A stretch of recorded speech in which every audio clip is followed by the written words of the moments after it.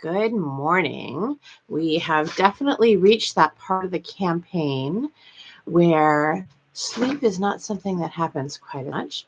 So it is Saturday morning. It's October 8th. I have our dog who has really discovered that he can join this conversation. So you may see him wiggle the camera or jump up into the frame. He is delicious, but he is 90 pounds of dog.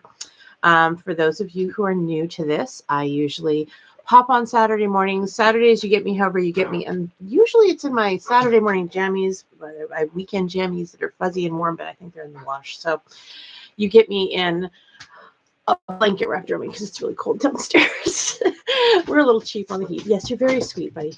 The dog has gotten increasingly excited about these events because I'm a captive audience for him, and he's very happy to join. So we're kind of digging into campaign season. We're in the home stretch in the last month or so. For those of you who haven't been to these before, I usually do I'll usually start on a topic. This morning, we're going to talk a little bit about fisheries. And then I answer whatever questions come up. And I usually have more time for you all than you have for me, and that's fine. I try and set that aside. Though I do have campaign events later today. I've got a while. If you have questions that pop up, please put them in the chat. I will do my best to answer them. And so, yeah, let's get into it. My goodness, I'm just seeing myself in the camera here. I'm still breaking out from the makeup I had to wear the last, not this week, the week before. Yeah, yes. Oh, hi, honey. So he is a leaner. Can you lay down, please? Here, go down. So, yes, he's a very loving dog, which, buddy, I'm going to have to put you outside if you can't give me some space. I know. I have to put you outside if I can't get some space. Yeah, I know, you're really sweet, but I'm going to have to put you outside if I can't get space. Do you want to go outside? You want to go outside or go get breakfast? Go get your breakfast. Oh, goodness. Yeah, he's very excited dog today. Go get your breakfast and we'll go outside. So lobsters have come up. The fisheries generally have come up. And I think a lot of you know that I'm married to a man. My husband works in, he is a merchant marine. He started out in fishing. And so I have had insight on this over the years, whether I have wanted to or not. And my opinion hasn't gotten picked up very much by the papers. And that's probably because it's not what everybody wants to hear. And my husband told me that my answer was very likely right, but very likely unpopular. And my answer on a lot of the fisheries is I don't think the politicians are being very honest with the fish. Maine's waters are changing, and right now there is a controversy with lobstermen and the right whale population, and that is certainly an important issue, but it is kind of early in the journey of things that are going to be problematic over the next 10 to 20 years of that particular fishery and just fisheries general, because the Gulf waters off of Maine, they are warming, and there is a limited amount of time possibly that this fishery will be available. So there are a couple things going on right now. There is a right whales protection that is interfering with lobstermen specifically to do their job, because lobstermen, they drop traps and there are lines, and there's some workarounds to that, but they're very inconvenient. And there are some claims that the science around it is hooey. It does appear to be a little light, although I have not dug through it at a very granular level. And it is becoming problematic, and we have seen some extremely theatrical takes from our politicians that are very unlikely to do anything, but I guess are a lot of wasted energy that make people feel good. So, Jared Golden, who's one of the gentlemen I'm running against, has created a bill to defund an aquarium because one of the folks that, gave him money, there's some controversy around it. Doesn't matter. I think that it is an incredibly poor choice for us to get into petty, ridiculous spats that defund other institutions, agencies, etc., over opinions that folks are welcome to have. I mean, it is fine to disagree on what the best fishery path is, and we should have people with varying beliefs talking about it. We need scientists and as close to scientific fact as available. And then we need people with multiple ethical philosophies to give us solutions. I think that the real thing that would get the best solution is there is a very clear disconnect between the scientists and the fishermen. And most of the fishermen for lobsters are on much smaller boats. So for those of you who have absolutely no connection to maritime industries, and I am certainly not claiming to be an expert, it sort of has rubbed off on me by osmosis over the years. And I did take some admiralty and maritime law in law school and was on the admiralty committee for some bar association things. But that usually focuses more on people who make ridiculous choices that sometimes include substances on boats. Sometimes it doesn't include substances, but that's just usually poor choices and or poor weather, which usually is also poor choices on boats. So that's not usually specifically linked to fisheries. That's just boats generally. So the type of gentlemen who work in fishing and on boats, and again, I'm married to one, tend to be very particular about their way of life and tend to be very stubborn. And I do adore that about my husband. Fisheries generally, the larger boats tend to have folks from the scientific community on board to make sure they're in compliance. And it's not just fisheries. Larger boats generally tend to have someone on board from some scientific institution. It might be NOAA, it might be something else, to make sure that they are in compliance, because larger boats can do a lot of ecological damage. I mean, when I was a kid, the Exxon Valdez had a massive leak, and they're still dealing with litigation from that. And I am 46, so I guess they're kind of waiting out a lot of folks to see if they die, which many have. So there's a clear disconnect between the fishery and the scientific community. And the scientific community has recommended things that do seem excessive to me based on what I've seen of the science, not having looked at a super granular level. And to me, the solution to that is not to get in wars with people and not to escalate things further. I think that's sort of a natural reaction that you would see both from folks who work on boats and from politicians who are kind of made a bluster. There is litigation around it. The fact of the matter is no one in office right now from the state of Maine can likely do anything about the litigation. So, you can express concern, but pending litigation, you really can't do anything about. So it's kind of funny for me to watch them trying to interfere from the pulpit. And I get it. I mean, like, the lobster industry has a powerful and fairly beloved lobby in Maine. And I think that's an important industry. I don't want to downplay the industry. I don't want to downplay how hard it likely is for them to hear that their way of life has a lot of changes coming. The right whale changes may be more or less dramatic than they need to be. I suspect they're more dramatic than they need to be. But the way to fix that, you can't do anything with the lawsuit right now. It's in the middle. They're not going to fix that. But what they need to be doing is they need to be enabling ways for the scientific community and the lobstermen to talk together more. They have to some extent. But obviously there is a disconnect. So either the science is wrong, which is possible. Science is wrong all the time. We used to shove radioactive things up women's vaginas as treatment, and that wasn't a very great idea. But hey, we did it.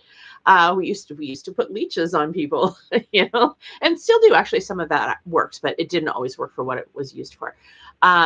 So the science could be wrong. I suspect that the science is not particularly wrong. They could not have enough information or information that's useful from the boats, which I suspect is probably at play. Or the science is applied to the situation wrong, and or there could just be stubborn people that have varying ethical stances. I suspect that what's really going on is that you will have to excuse me for a second. My dog makes this noise like a tea kettle when he needs to go to the bathroom, and even though he's gone out about 4 times this morning, I'm going to let him out because it seems like he's having a bad day. So give me just a sec. Are you feeling okay? Why do you need to keep going out, little man? All right, no barking.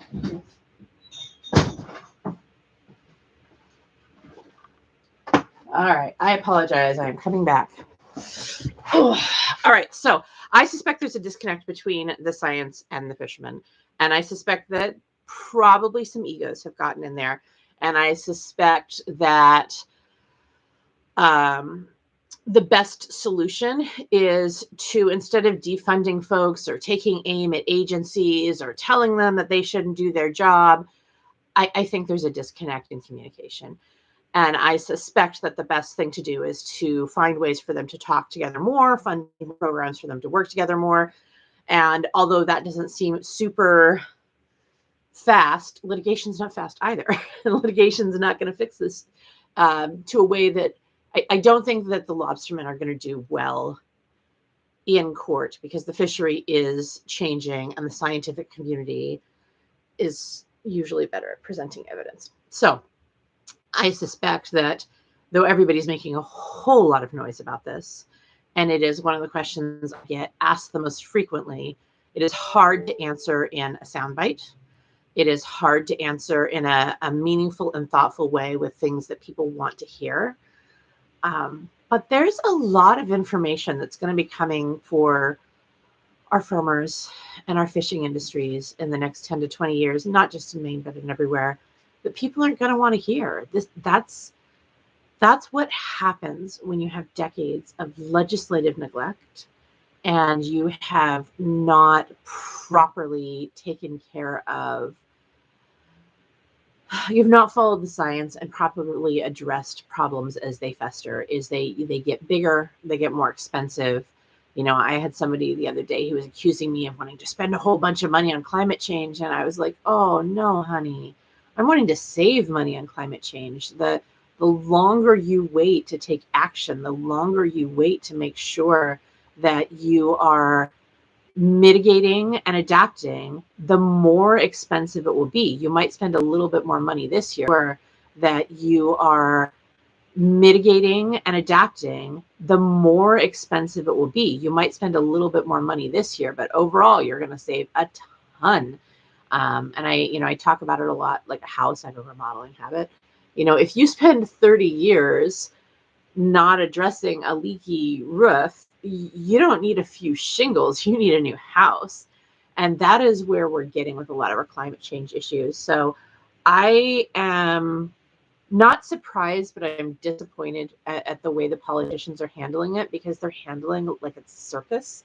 And I understand. I would be frustrated and angry if my way of life were threatened.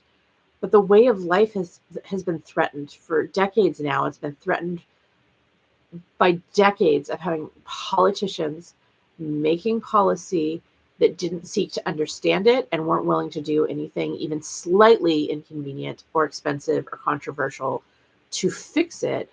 And they've just kicked the can and kicked the can and kicked the can and kicked the can. And now we have these phenomenally huge issues that are expensive and cumbersome and so big that people just want to throw their hands up and be like, well, we're all going to die anyway.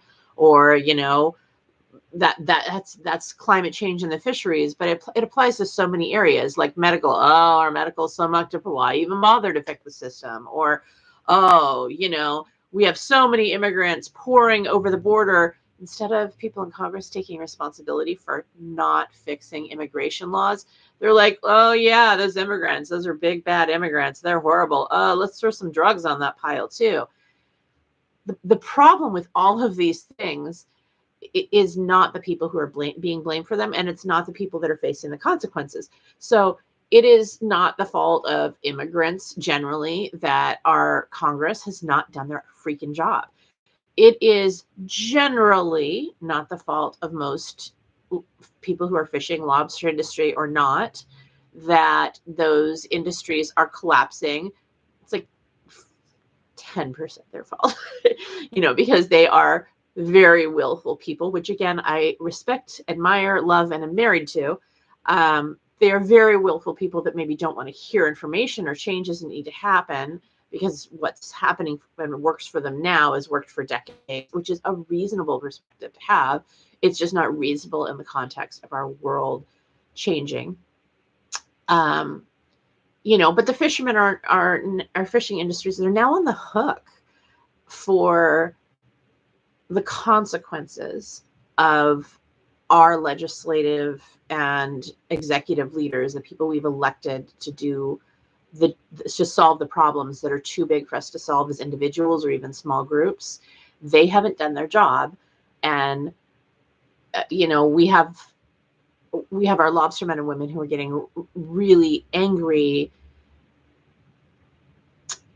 at people they see as not doing anything, but they're looking at sort of the wrong people. The reason we're dealing with a lot of these climate change issues, it's because we haven't done anything. We haven't taken the steps we needed to take. And the people who they should be mad at are people who are elected officials. We hired them to go do the job of fixing problems that were too big for us to fix. And they haven't been doing that. They spend a lot of time trying to make themselves popular by saying things people like instead of saying things that are true. So I know I probably have a few lobstermen and women watching this. I think that we need to enable your industry connecting better with the scientific community. And if that is getting out of balance, we need to bring in some checks and balances to make those conversations work, even though you're talking about hard things. Because the right whales, it's not going to be your first and only problem here. That's not going to be your biggest challenge. And I know that you have had challenges over the years. I know things have been changing for decades. 46 years old, I was in the environmental club in high school, and we're still talking about the same problems that haven't been addressed. So of course your life is impacted, and it's awful. And the people who are at fault are the people who wouldn't do anything. And the people who haven't done anything are the elected leaders, many of whom are on the hook to the people that are causing the damage that is harming the right whales substantially, and has over the years, that are causing a lot of the pollution, that are causing a lot of the climate change. And it is not a popular thing to tell you, whoopsie doodle, we didn't do our job. So, let's get really mad at these people over here at an aquarium on the other side of the country because they've noticed that we didn't do our job. Because it's easier to get you to fight with an aquarium than it is to get you to look at your elected leaders and go, who do we vote for all these years, and why aren't we getting any change? And I don't think a single elected leader can do it, but collectively they sure can, and collectively they sure haven't. So we have had some people join. If you have any questions, comments, or concerns and don't want to hear me just drone on, you can drop something in the chat. I'm happy to answer any questions about this or other issues. I don't claim to have every single answer. And fisheries and boats specifically, I have exposure to, but I haven't worked in the industry of, and I try to make sure I'm not coloring my opinions too much based on what I hear from my spouse. I think it's natural to, when you have a spouse that works in an industry and you've heard a lot about it over the years, I find my husband to be very frank about his opinions, which again is one of the things I like about him, though perhaps not when he's telling me how an outfit looks. But the fisheries are going to be an issue that's going to come up a lot in the coming decades. And with the way the waters are warming, we may not even have a lobster industry to talk about in 10 years. And I feel like an awful lot of people aren't addressing that issue too. Actually, let's talk about that while we're waiting for questions. So over in the UK, they have had some of their fisheries collapse, and some of the things that that they did over there is they allowed some of the boats that were kind of used as commercial vessels to be repurposed. They helped out with some of those things. They let them sort of work in categories that they maybe would not otherwise work in, pairing them up with research or scientific vessels, pairing them up with survey vessels, which can also be research and scientific. It is going to be a hard shift for any of our maritime workers that want to do that, because those tend to be jobs that have, what's a graceful way to say this, have fewer tax write-offs that let them function in the economic space they've been functioning at. So fishing is one of those industries where people perhaps don't always claim as much for taxes as they should. It's hard to audit, it's hard to follow, and it's hard to survive without doing that, honestly. And some years it means they make a lot of money that maybe the government doesn't get a slice of. It is harder to do that when you move out of the fishing industries. In fact, in Maine, we have some case law specifically because fishermen's income that they report to taxes is often not consistent with the actual income. But opinions on IRS and tax policies or tax choices that aren't particularly risk adverse. It is a shift in the lifestyle, but there are still boating jobs, logging industry too. Honestly, a lot of our industries where people are self-employed, they take a lot of tax write-offs. I take a lot of tax write-offs. Mine are legit, and there's only so many I can take because I'm an attorney. So, I've got my office space, and with the pandemic, I don't have any eating out with clients at all. A lot of times I used to go, get a margarita with a client to celebrate getting divorced. And that's not happening right now because we're still, despite everybody pretending we're not, we are still in a pandemic. So I don't do that sort of behavior anymore, although that was very small slice of money that was a write-off. But there's not very many things that I can write off, but there are a lot of industries that have a lot of write-offs. And honestly, especially for the small businesses, that's how they survive. We don't talk about a lot of the write-offs that much, but I think as a slice of the pie, the small and medium-sized businesses don't get to write off nearly as much as the large businesses. I mean, we have huge corporations that pay $0 in taxes. As somebody who owns a business, I wouldn't be thrilled at paying a larger share of taxes, but that's because I'm a small business and I'm just one person. I can understand that. I think we need to increase corporate taxes generally, though. So especially with our large companies, it's harder to come at small and medium businesses. And actually, when I was on Maine Public, I was talking about things that we should change in the taxes. And one of the things that I think we should change is we changed how we taxed home equity loans a few years ago. And home equity loans, I think the perception that gets sold to us is that a lot of people use home equity loans to take vacation. Some people do. It's not a super common use of home equity loans, unless it's like a once in a lifetime sort of thing. I mean, home equity loans are not really used that way. Home equity loans are generally used for like home improvements, or oh my gosh, I need a car down payment, or student debt is put there a lot, which I definitely wouldn't recommend doing that. But the way it's used most commonly is to start and float businesses. And I think that we as a society, when we were making those changes to tax code, the policymakers didn't talk about that enough. So in Maine, we have a lot of seasonal businesses, or we have a lot of businesses that are seasonal and subject to natural events. So, once upon a time, I lived on the West Coast in a town where everybody was dependent on wine grapes. I lived in a town that had Woodinville that had a lot of wineries, 6 square mile town, like 80 plus wineries, a lot of wineries. And when I was doing my business degree, I went and talked to some of the wineries, and I was asking them, like, what is your backup plan if you have a year where climate change takes out the grapes, or fire takes out the grapes, or there's a problem with the grapes, or the wine comes out and it's trash? Like, what do you do? And they were like, we pray a lot. And I think folks don't realize that's how so many small businesses survive, is hope and home equity lines. That is kind of what gets you through. So I do think we should be looking at the tax treatment on that a little more. And if a few people who take a vacation save like $3, I'm not concerned with that. I do think that's how our small businesses survive, particularly in places like Maine, where so much of our work is seasonal, whether it's because it's agriculturally or harvest season based, or because it's tourism based. It is definitely something that Americans rely on, and I don't think we have proper tax treatment of.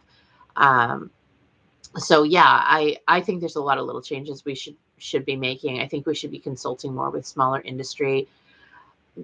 For a lot of industries, the best lobby they've got is the Chamber of Commerce, and I don't know that that's a super helpful lobby, because I love chambers of commerce. I've participated in them, but at a national level, I don't know that they do maybe the best job of representing all industries, because how could they possibly? Like, they're not subject matter experts in that. So I do think that we should really be rounding out the folks we talk to in small businesses, whether it's our fisheries and boats, or just including a wider slice of the population. I think that though our tax code is definitely over convoluted and muddy and could use some updates and streamlining, of course, our government on a federal level, with some exceptions, really only has three major tools. They've got tax benefits, or money, so they can throw money at a problem. So there's a carrot. They've got a stick, which is usually taxes or some sort of penalty somewhere. They can levy fines, or they've got prohibition. I mean, that's really the federal government, with the exception of some of the agencies they run, the federal government's primary tools to help manage us are money, throwing it at things, taking it away from things, or making things just illegal to do. And I get asked a ton of questions on the road that are really state government, but most people don't know, like, hey, that's a question you have to ask your state legislator, or your governor, or your town, or your county. A lot of the programming that's run, even if it has federal funds, is run at a state or lower level. So that's not the case for the scientific community that we're talking about. That is generally federally run, but that is certainly for most of our programming, even if there's federal funding, it's administered at the state level and below, which is why when you hear me talk about things like, hey, we're using our agencies that deliver services, so DHHS and Maine, we're using them for fraud detection too, and they're not the best at that, so we need to maybe convert that to something that the IRS does.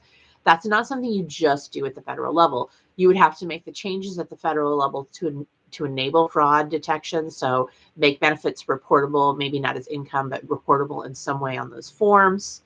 And some are a little bit, it doesn't capture most of it. Most of them are not reportable in a meaningful way. And, move the fraud over the IRS, you'd still have to get the state agencies to play ball with you and say, okay, we took care of giving you a place and a way to detect fraud. what we would like you to do now is we want you to focus on service delivery. And if you're willing to do that, a lot of times it comes with a carrot and a stick for the state too. If you're willing to do that, we'll give you extra funding. And or if you're not willing to do that, we're going to limit some funding. So I think that it's like sort of semi-natural for politicians to be like, oh, well, we fund or defund things all the time to incentivize behavior, and try to apply that to like, I'm mad at this aquarium, because they put us on the seafood watch list, and so I'm going to take away their funding. Or I don't like Noah's science, so I'm going to take away their funding. Or I don't like Noah's science, so I'm going to take away their funding. There's a very big difference between, hey, we're trying to change overall policy goals, and, oh, I'm politically mad at you and we disagree on an ethical thing, so I'm going to like weaponize the government towards you. And you have to be very careful, because there's a gray area in there. But I definitely think our politicians saying, well, we're going to try and defund an aquarium and we're going to get in a pissing contest over, this seafood watch, which, it is their opinion. I don't know that I agree with that opinion, but it is their opinion that they're free to express, and they should be able to express that free from the government sort of attacking them, which is different than, if they wanted to say, hey, here's some scientific fact. But it's very different than like, hey, we're going to defund all these agencies because politically it makes us very popular back home, even though it doesn't really change the outcome. So I do think we should be looking at how we manage these things a little bit better. I do think that we should be looking at how we tax and change things. For those, a few people have just joined, we earlier talked about fisheries, and kind of the summary of my opinion on that is that I don't think our politicians are being particularly honest with the fisheries as to what they can do and how. They are, blowing up the stunt portion of what they can do that doesn't really do anything, but they aren't really working on making sure that the agencies and the industries are talking together in a way that fixes the disconnect. And that disconnect is in one of a few ways. I mean, it's either the scientists don't understand the industry, the science is off, the science and the industry aren't being applied to each other properly, or there's different ethical perspectives, and the ethical perspectives are harder to solve, but the other pieces are ones we can solve and at least get some objective things to apply that to. So Susan has made a couple of comments while I've been talking that I've sort of incorporated. Logging industry and the loggers are heavily invested in politics. Oh yeah, they are. So if anybody else has popped in and has questions, let me know. I'll stay around for another minute or two if we have any other questions pop up. But yeah, I think that there is this shift in our politics, and I don't know how new it is. They've probably been doing it for a long time, and I just didn't pay attention when I was younger. But there seems to have been a shift in politics where we have elected leaders that, maybe they're fairly new, maybe they've been around for decades. A lot of them have been around for decades. A lot of people still in office are directly and personally responsible for the legislative neglect, and that is frustrating. I mean, Susan Collins, for example, often plays coy, but she's been in office a really long time, a really, really long time.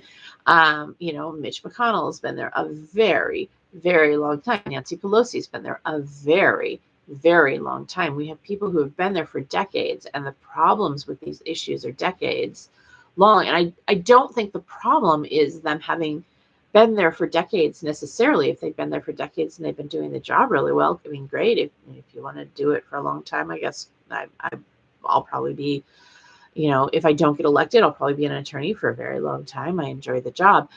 And I seem to be helpful and useful to clients doing it. But if you are doing the job for decades and you're engaging in legislative neglect, that is not the same thing. And that, I fear, is what we've got going on. I fear that I know that we've had legislative neglect for decades. And that is why we were dealing with so many of these problems. And the fisheries have every right to be upset. I just think that they should be upset at the right space, which is that politicians have spent decades telling them what they wanted to hear, not addressing problems, and not addressing problems in ways that, and at the time seemed really big. But they have not addressed those problems. They have not told people the truth. They have not asked people to do things that were inconvenient now to be sustainable later. And I think that's where we are in a lot of policy. And because we've punted it so long, the things that we have to ask people to do are really very inconvenient. And that's a problem. And it's a problem because it intersects with a lot of things. So I was on 207 and I got given a lot of grief for saying that I think that we need to, update to inflation or cost of living adjustments for Social Security and some of our other welfare programs more frequently than once a year, because we're stuck in situations now where inflation is off the hook. And if you're on food stamps and you're only getting $200 a month and food prices are going up 8 to 10%, that means that you're hungry. And the response I got from the host on that, this is on 207, is, won't that drive inflation up? And it's like, no, I mean, it can have a de minimis effect. Sure. Is it going to drive it up? Generally, we don't have that many people on benefits that it would do a huge amount of damage to the economy. But what it will do is it'll keep people from starving. And unfortunately, I think that with a lot of these industries, and it's going to pop up in places like fisheries first. Our oceans are indicators much faster than any other groups. It's going to pop up more frequently in environmentally sensitive spaces, that because we haven't made adjustments over the years, the adjustments that are going to need to be made are big. And that may mean we have a fishery collapse. And I don't think our elected leaders are talking about that fairly likely reality coming in the next 5, 10, 20 years. Just like I'm sure over in California, though California is a little bit generally more aware of climate change. I mean, the Napa Valley, if you have a winery over there, you're much more likely to have your winery go up in flames than you were 10 or 20 years ago. I mean, those industries, they're going to be seeing it. They're going to be hit by it. And once you hit a place where, like, the fire seasons in California, once you hit that place, it is incredibly difficult or impossible to come back from. And if you can come back from it, it's going to take at least as long as it did for you to get into it most of the time. And same thing with the fisheries. I mean, if our fisheries collapse, they're not coming back the next season. If your fishery collapses, you're done forever, or at least for a while. So I am worried. I am worried that our fisheries are not having honest conversations with our politicians, and our politicians either do not know or do not care about the information and or how to have a conversation about it. And I hope that the lobstermen and women who listen to this today know that I know that if I'm in office, some of the information I have to tell you is going to be unpleasant and bothersome. But the sooner that we address it, the better. And the more that we work together to come up with solutions, the better path out of it we'll have. And I hope that doesn't end up in a fisheries collapse. I hope it doesn't. I mean, I enjoy lobster. I like it to be around. And there are things that are beyond the control of a lot of our politicians, but that's not a reason for them not to take action. Like, obviously our politicians can't unilaterally control Canada overfishing, but they certainly should be having those conversations, and we certainly should be taking steps to address that. And there are mechanisms to work together internationally on some of the more for the larger regional issues. But the bigger problem is that not just our politicians generally. I'm sure Canadian politicians, I don't spend a lot of time on Canadian politics, but I'm sure they have the same incentives to not communicate directly what's going on now, because it shows that they haven't been doing their job for a very long time. So too often, because they serve a different master, it's less and less about us and more about the funders' lobbies. Yeah. Although in this case, I think we're seeing a lobby that is a funder clashing. And I don't know that the lobbies are always served either. I mean, some of the big lobbies, like some of the fossil fuel lobbies, have clearly been served.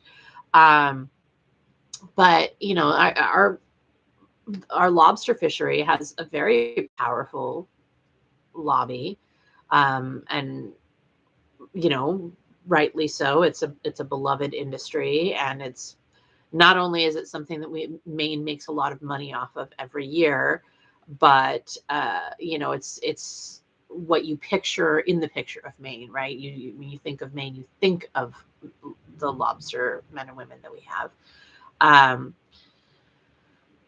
But there are some problems that, like, lots of money and power and lobbying can't fix, right? If you've killed a fishery, it's dead. You killed it. And I hope that we get politicians that are willing to be a little bit more collaborative and less interested in stunts doing this job. Because I think that Jared Golden specifically, and, you know, I don't know that Bruce Poliquin would do any different. He's just not in office right now. I'm sure he'd sling his opinions around too.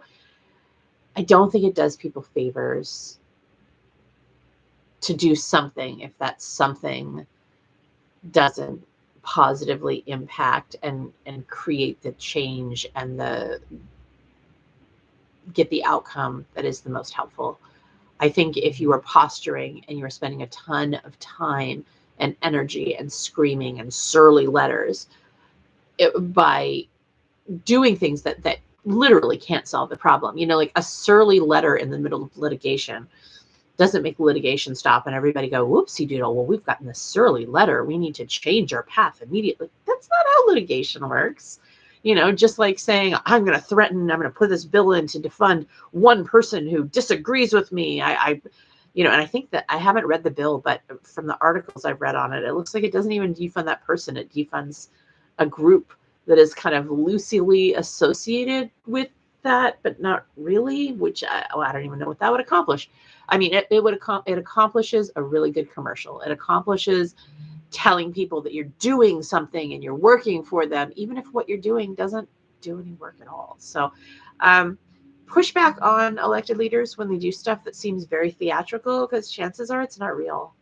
You know, all of this stuff, a lot of it's not real. The solutions aren't solutions. And I don't have the team to research the real solution, but I deeply suspect that the real solution is pushing into the scientific community and saying, hey, we've got a big disconnect. Let's work on this disconnect, because clearly there's something off here. So let's, instead of, you know, perhaps litigating or showmanship, let's direct some resources back into figuring out, like, kind of where the objectivity is on the data and the science, and the proposed solutions. Are they like long shot solutions that aren't really going to do anything? Or are they real solutions? Or the truth is probably somewhere in the middle there. There's probably a little bit of stretch from the scientific community to try to do something. I mean, the scientific community also has some of their own pressures on accomplishing things. I am certain that as a scientist trying to save an endangered population, there is probably a ton of pressure on that too. So, but I suspect that the solution is right there. I suspect the solution is that the scientific community and the lobstermen and women are not working together well, probably because they both have very strong opinions and they really think that what they're doing is the right thing.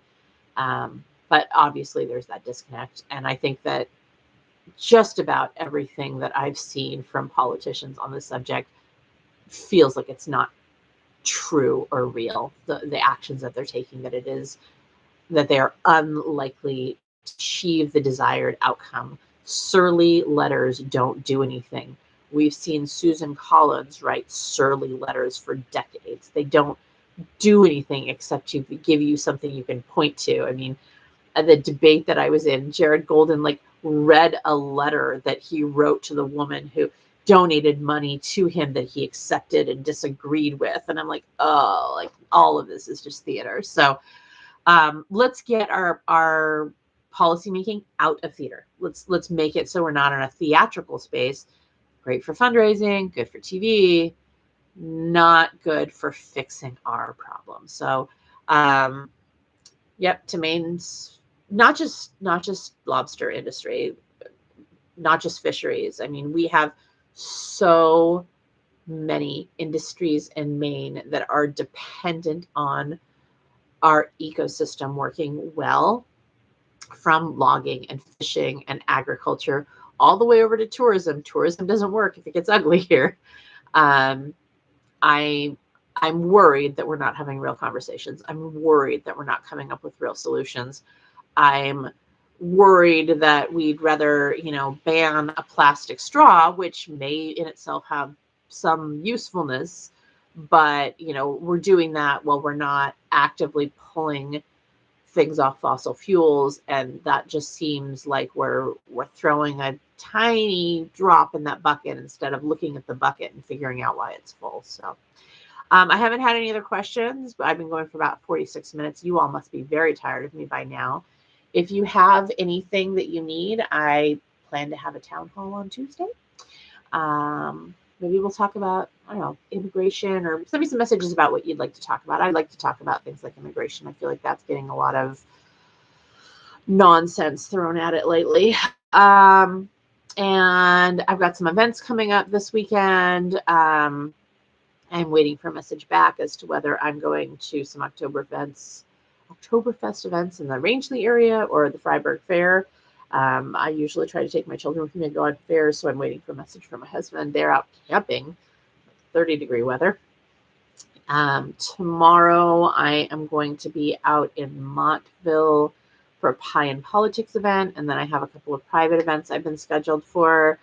So I will be around. If it's someplace you can find me, I'll make sure to post those locations. If I'm not going to be someplace where you can find me, come find me online. And I will see you on here next week. Have a great Saturday.